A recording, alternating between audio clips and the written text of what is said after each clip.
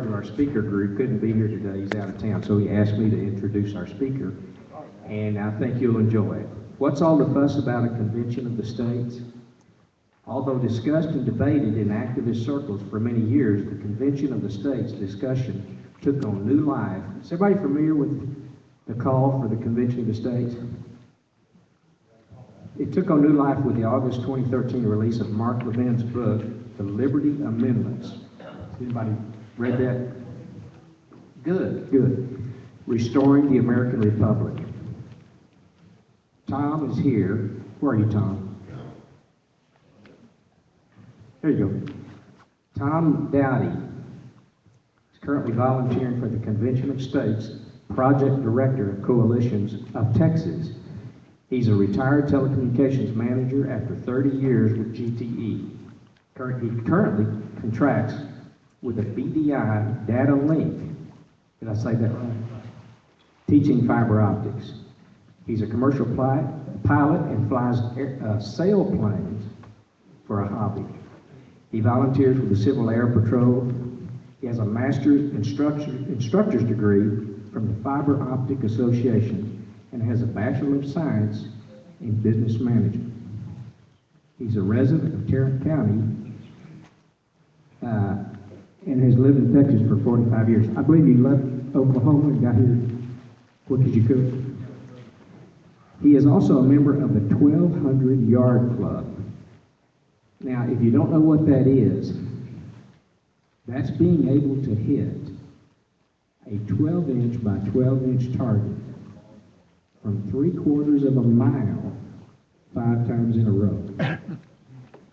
This is, when he told me about this, I was blown away. Anyway, I mean, that's a target you can't even see without an extremely good scope or binoculars.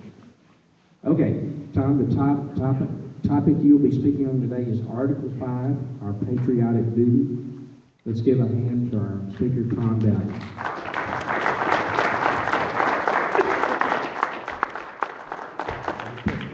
Is it working? Got it on? Yeah, I got it on. Can you hear me all right? Does everyone hear me out there? Okay. So, thank you very much for that wonderful introduction. As was said earlier, I'm with the Convention of States Project, which is a subdivision of the Citizens for Self-Governance. Mark Meckler and Michael Ferris started it out, and these guys have been around in various volunteer organizations for a number of years. I got involved in it last August when the call came out. You probably saw the show on Mike Huckabee, where Michael Ferris was there calling for it, and I stepped up. I don't know whether or not that was a good thing or a bad thing. We'll make that determination later this afternoon. Anyway, like most of you, born in the United States, or like maybe every one of them, I've been a citizen all my life.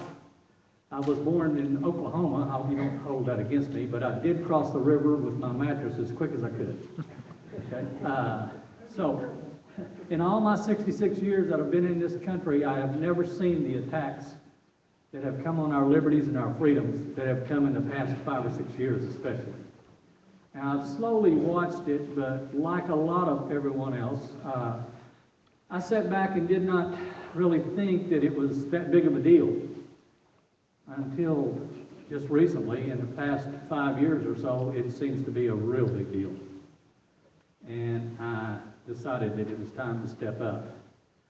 Now, we all know that we've got a massive debt on our hands. It's difficult to keep up with that debt.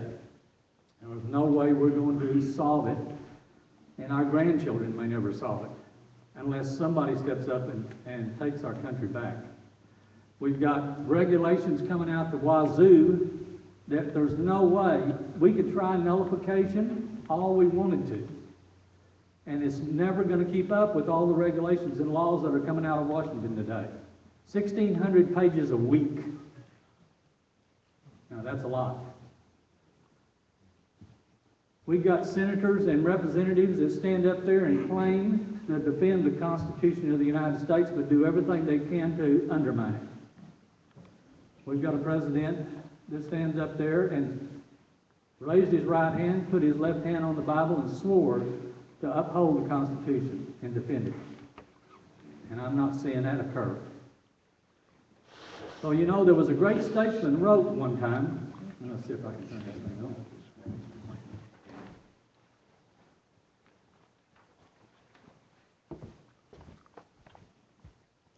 There it is. Yep, thank you. Great statesman wrote one time in an article or in a paper that was sent over to a king.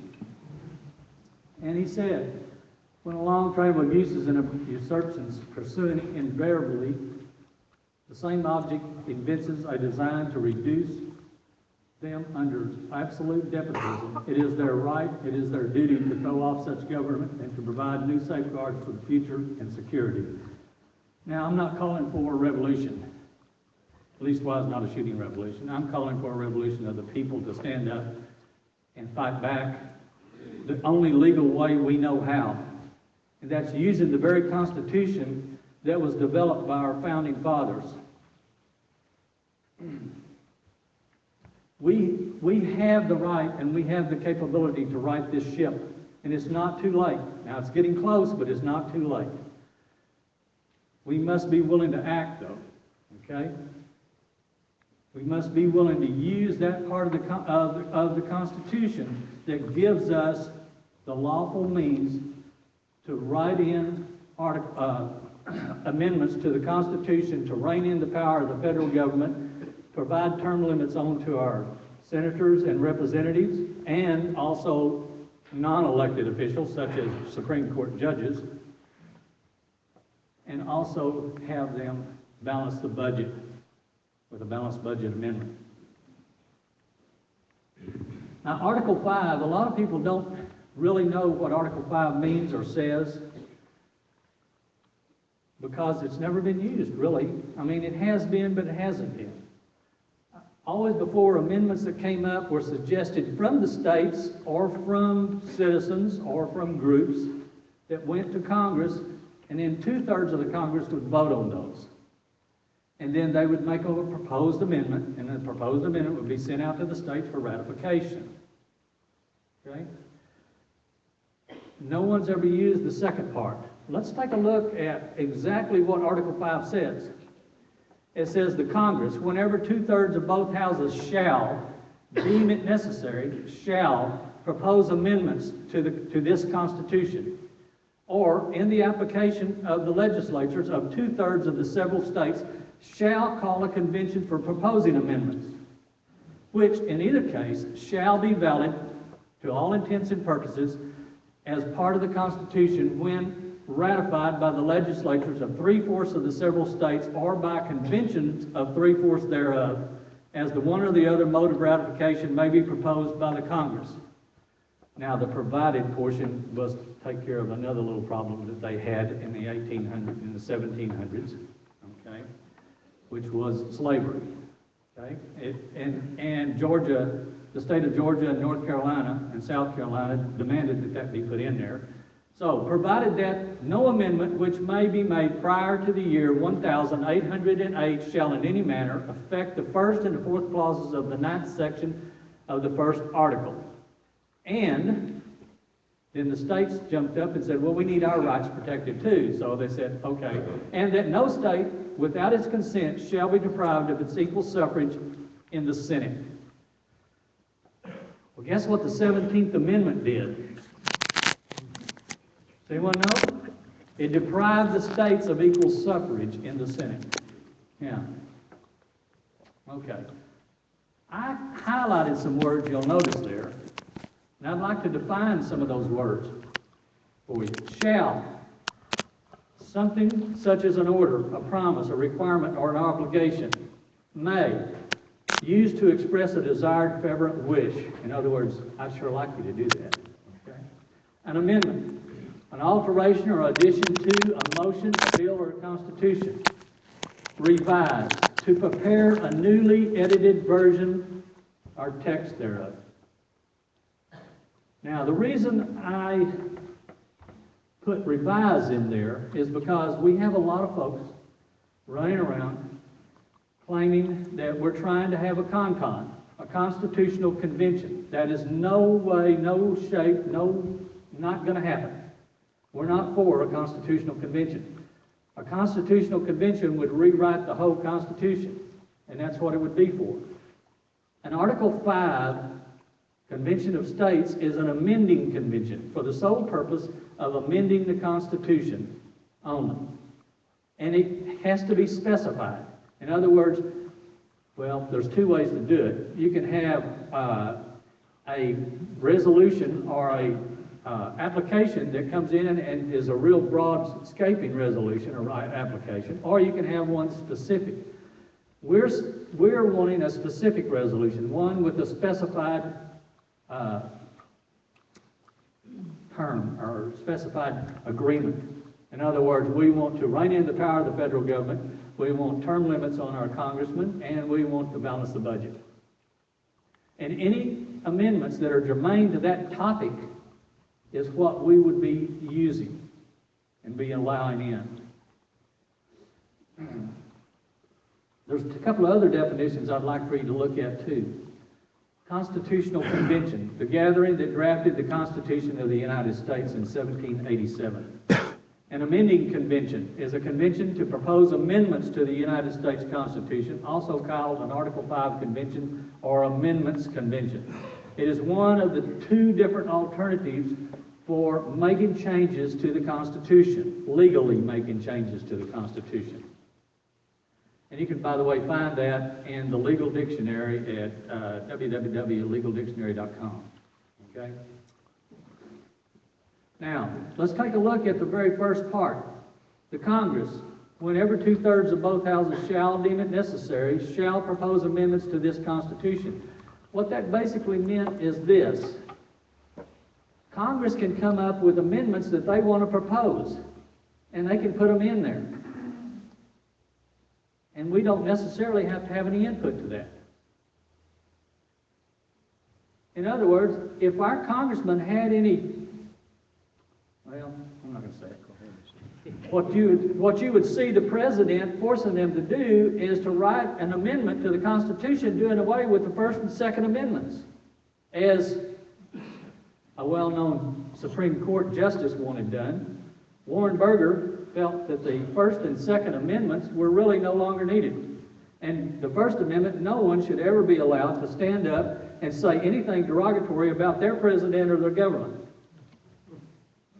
Yeah, freedom of speech, right? And as far as the Second Amendment is concerned, Mr. Burger felt that we're in a time when all of our beef and all of our meat and all of our foods are supplied at the grocery store. There's no need for anyone to have a gun to go hunt. I think he totally missed the boat. He never once made one ruling that included an Article 5. Not one. So therefore, he never really knew what the history was behind it and why it was there. Let's look at the second part. Or on the application of the legislatures in 2/3 of the several states shall call a convention for proposing amendments. That means that each one of the states, if we get 34 of them applying, and I've put a copy of the application back there for you to look at, that we've got suggested for each one of the states to use, applying for a convention of states or an Article 5 amending convention for the sole purpose of reining in the power of the federal government, applying term limits to our congressmen and to our, or it says actually, to our elected and unelected officials, meaning our congressmen and our appointed judges, and to balance the budget. Congress has no rights after they call the convention. Along in there it talks about Congress shall call the convention. A call simply means that go forth, my son, and have your convention. That's all it means. Congress has no other rights past that other than saying, yep, you can have it, and you can meet in whichever town at such and such date. Now, after the convention meets at that town at that specific date, they have the right to move it to wherever they want to. and Congress can't say a word about it. Congress can't say who sends what delegates, or how many delegates, or what the subject of the amendments are going to be. They have no rights to that. History has shown that. Every one of the documentation you go through, if you stand up or order the Federalist Papers, you're going to see that written in there throughout, from James Madison and Alexander Hamilton and John Jay. Throughout the whole document, they talk about that. And it specifically states that Congress has no rights, that the states have all the rights. Ratification requires 38 states. So what does that mean? If an amendment was to pass and get out there to the states for ratification, it's got to have 38 states agreeing to that amendment. For instance, if one of our wonderful far left-leaning buddies over here somehow got the amending convention to propose an amendment to do away with the Second Amendment, it would take 38 states passing it, which means all it takes to stop it is 13 states. Now, do you think we got 13 pretty conservative states around? I think we do. We can stop that pretty quickly. Yeah. So those who are worried and concerned for a runaway convention or some type of bad amendment getting into the Constitution, the chances of that happening are pretty slim. In fact, I'll just kind of give you some more documentation on just how thin that is.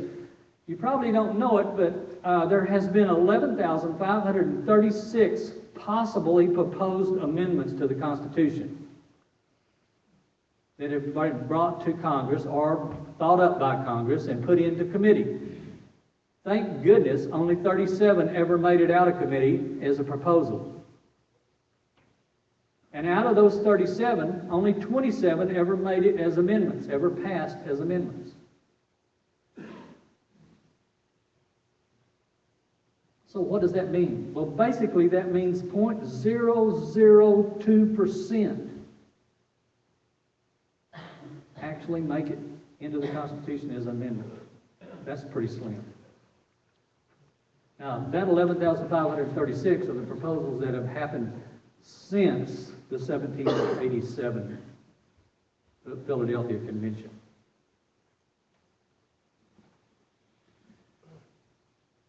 Some have said that the Constitution that the Constitutional Convention that we had in 1787 was a runaway convention.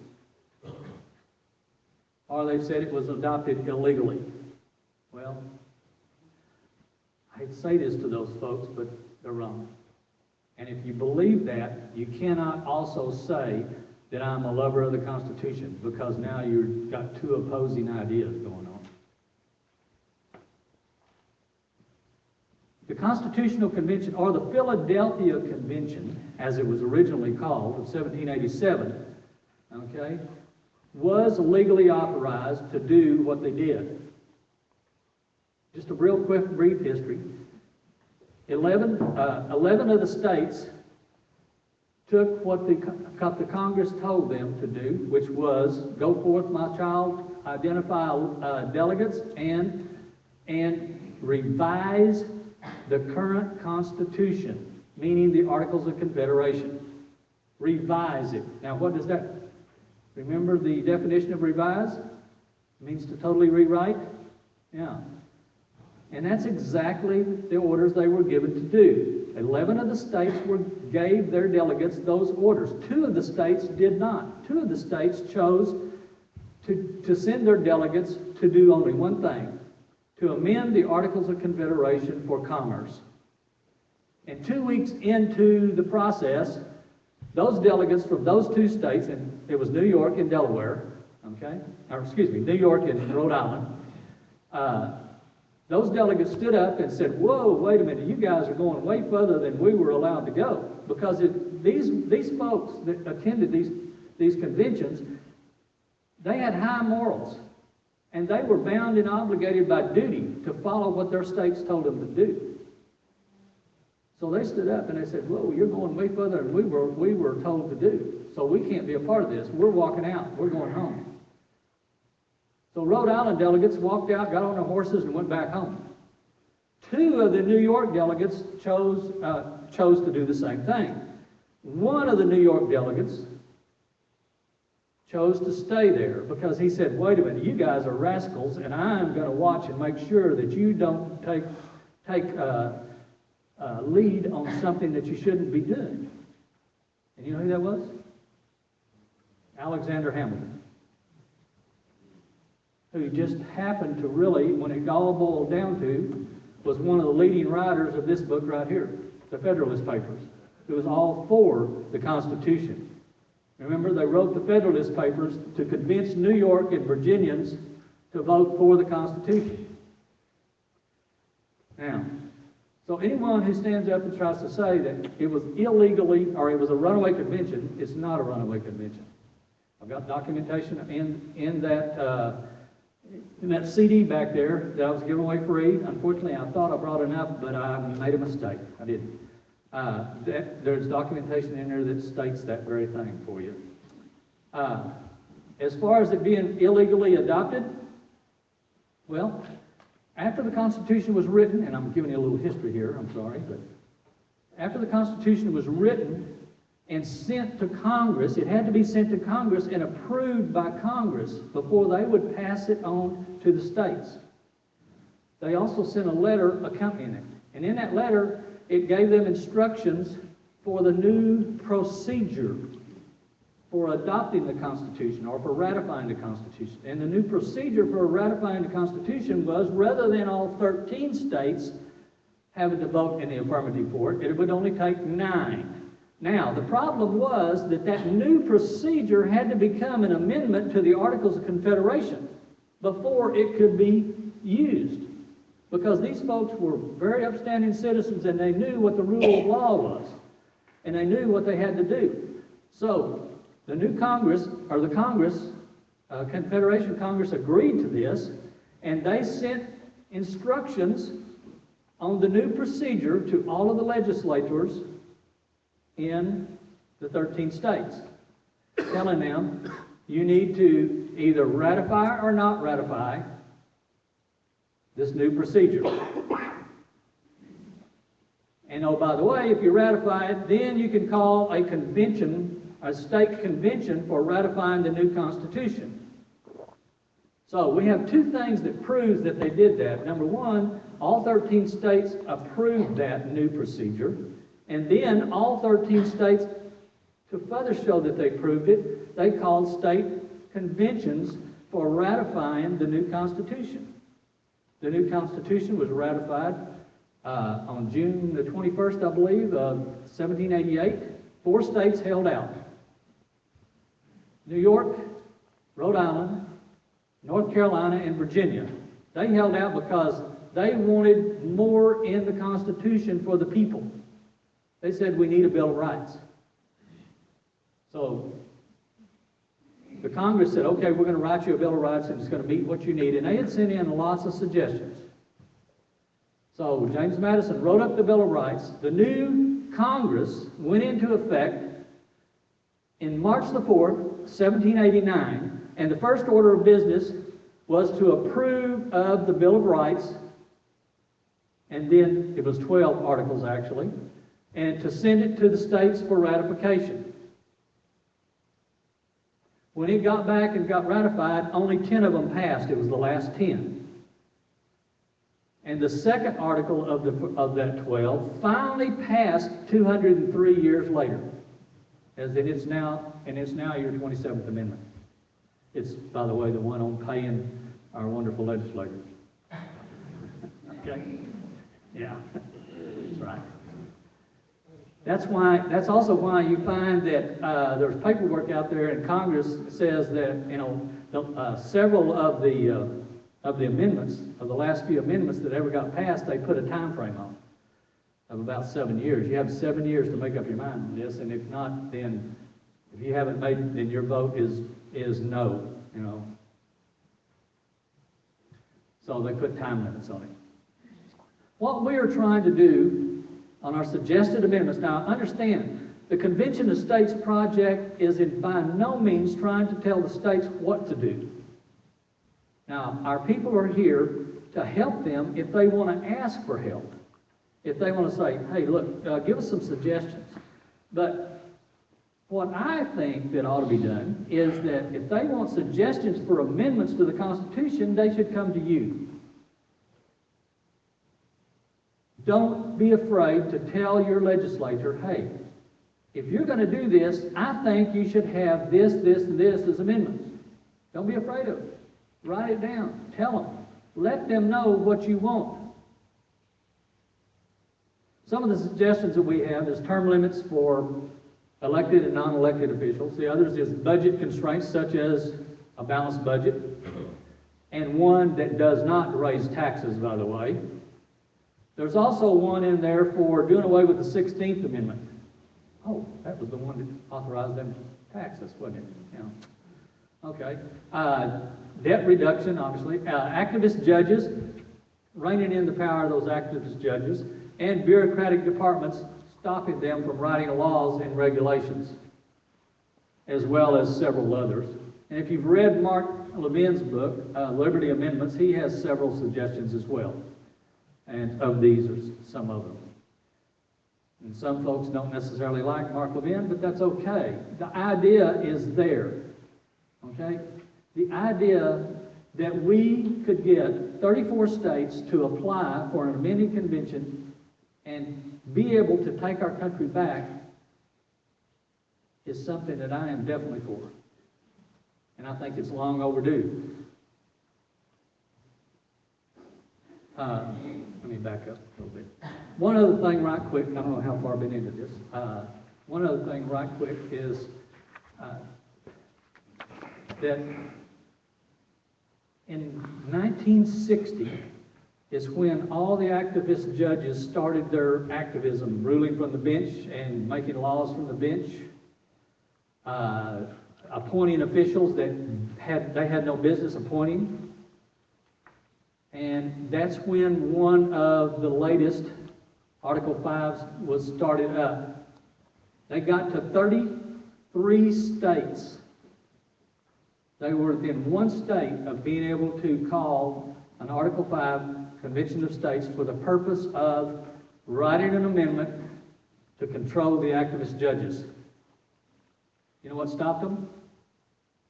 I'll not name two of the organizations, but several organizations started pitching a fit, claiming that it's going to be a runaway convention, we can't control it, no one can understand what's going in, they can put in whatever they want to once the convention is called, and all these scare tactics. Okay? They say things that are just people's opinion. They have no fact to them, they have no basis in history or anywhere that it's ever happened. Everything that I'm talking about here has fact to it that you can look up and that you can research. So they stopped that Article 5 convention. In 1983, our debt was $1.6 trillion. They stopped it again through the same tactics. We were 2 states away from an Article 5 amending convention. So I kind of blame our $17 trillion rising debt on those folks as well. They're just as much responsible as the congressmen and senators that have written those checks and spent that money. Some people may not like me to hear that, but anyway. Okay, there's one thing, last little thing I want to talk about, and that's the preamble to the Constitution. How many of you know that the preamble has a lot of meaning in it? A lot of meaning. Yeah. Whenever they talk about we the people. Okay? Well, let me get to it. Okay, I'm sorry. Let me state a couple other things. We've got approximately 30 states right now that are in some involvement and process with doing a convention of states. The ones that are the furthest along right now are Alabama, Arizona, Georgia, which actually passed theirs, Louisiana, Missouri, New Mexico, Oklahoma, South Carolina, and West Virginia. Alaska, Florida, and Georgia have actually passed both houses and are in the process of writing their application right now. Montana is starting to work on theirs to get it through their both houses. Both the Dakotas. There are some states, however, we're having a little problem with, but you can imagine who that might be. But anyway, we'll get there. The main thing that we're looking for too, though, is volunteers. We want people to be district captains and volunteers to write your congressman, to write your state congressman, I'm sorry, your state representative, and your state senator, not the congressman. If they got wind of what we were doing, they'd be trying to squash it because they don't want their term limits held down. So, what we are looking for out of you as citizens is go to our website.